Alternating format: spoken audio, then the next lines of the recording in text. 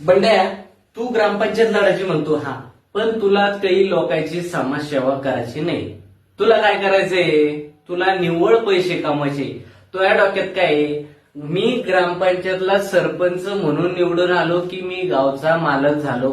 हा, तू काय करणार आहे? तू सरपंच पदाची निवडणूक लढवणार आहे. बरं, तू किती वर्ष सरपंच राहणार आहे? 5 वर्ष. तुला निवडणूक खर्च किती येणार आहे? तर 20 लाख रुपये. किती? 20 लाख रुपये. हा, तू दरवर्षी ठेकेदारी कितीची करणार आहे? 1 कोटी रुपयाची. कितीची? 1 कोटी रुपयाची. हा, आणि दरवर्षी तू ठेकेदारी केल्यानंतर तुला 30% नफा याच्यातून राहणार आहे. किती? 30%. म्हणजे दरवर्षी किती लाख रुपये कमवणार तू? 30 लाख रुपये.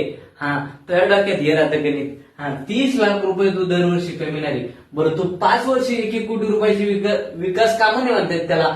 नुसते तो प्रमा जर कधी तो नुसत्या ऑर्डर जरी आणल्या, हा, तरी तू 30 लाख रुपये 1 वर्षाचा नफा पकडला. हा, तर 5 वर्षाचं किती झाले? 1.5 कोटी रुपये. 1.5 कोटी रुपये. हा, 1.5 कोटी रुपयातला तो निवडणुकीला खर्च येईल फक्त किती? 20 लाख रुपये. हा, तरी तू किती? 1 कोटी 30 लाखात प्रॉफिट मध्ये राहू राहिला. असं गणित तो आहे. तर बंड्या, तू ग्रामपंचायत लढताना तू लोकांची समाजसेवा, समाजाची सेवा करायची म्हणून लढ. हा, तू जर हे पैसे कमवायचे म्हणून लढत असला, हा, तर तू लई झालं तर एवढेच 5 वर्ष तू सरपंच राहशील. लोकनेता होणं तुला काही जमणार नाही. हा, मग त्याच्यामुळे सांगतो बंड्या, तू जे ना तर लोकांना वाटलं पाहिजे की हा आपला सरपंच आहे, असं म्हणून तू निवडणूक